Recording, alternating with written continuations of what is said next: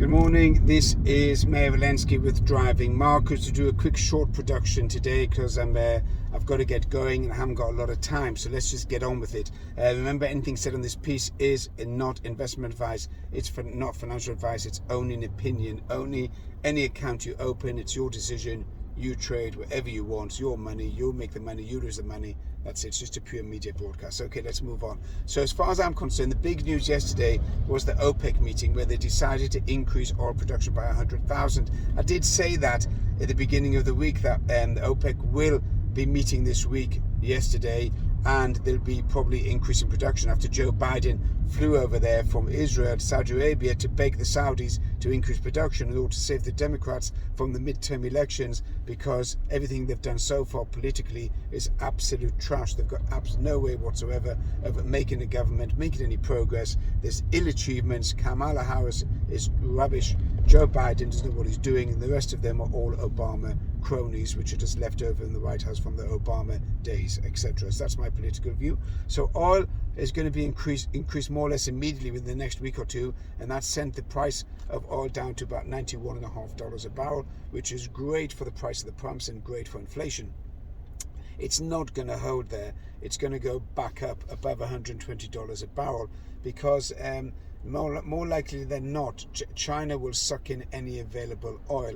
And also with the geopolitical crisis going on where Russia is looking to take on Georgia and Kazakhstan, they also have oil and minerals, etc. And China is saber rattling over Taiwan. Nothing actually happened when Nancy Pelosi landed there. I thought she was going to go into a wheelchair and go to an old age home in Taiwan, but unfortunately she got back on the plane and flew out again, which is a shame because she's also a complete waste of time as regards the Senate House Speaker. So oil has gone down, and this is more or less the news is in the price. So from here I expect it now to actually go up because it's already built in.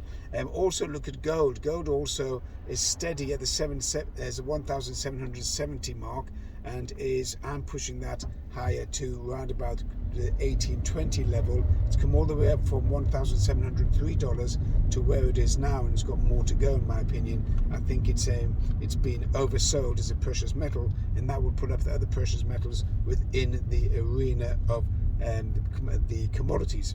Keep an eye on that. Bitcoin also is trying to go above the 24,000 level. It's struggling a little bit, not getting there, and it looks like a sell at the 24,000 level. As far as foreign exchange concerned, again there was dollar strength yesterday. I have been talking about the dollar yen, that's been oversold, and it went up yesterday. The dollar has been oversold recently, and it's likely to start going back up.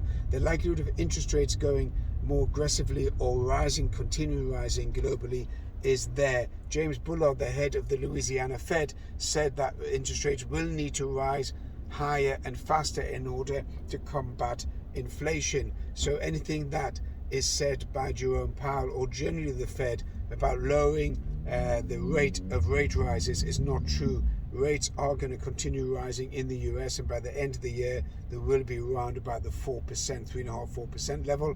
As far as the UK is concerned, we've got interest rates today, and all bets are on that's going to be a 50 basis point rise by Andrew Bailey and the MPC in the UK. I do like the pound, by the way, at these levels. I think the pound is done. It's had its correction. I think now it should be on the way up, especially if we get a new Prime Minister with solid direction, not Liz Truss that keeps doing U-turns, and that's not going to be good for any political stability whatsoever. As regards overall shares, Apple was up yesterday over 4%, and you've got the other high tech and all the Nasdaq stocks were up on the back of good economic news, good economic feel, and good corporate results from some of the corporates within the States. But I do believe that it is going to be short-lived and likely to come off. I just can't see that this rally is going to hold, especially when there is a liquidity crisis and the market seems to be ignoring all the hard facts on the ground. So if anyone says I've turned into a bull, that's not true. I believe the markets are going to fall. I believe they're going to fall significantly, and it's all just a matter of time as the lack of liquidity feeds through. This is Mayor Walensky with Driving Markets. Have a good day.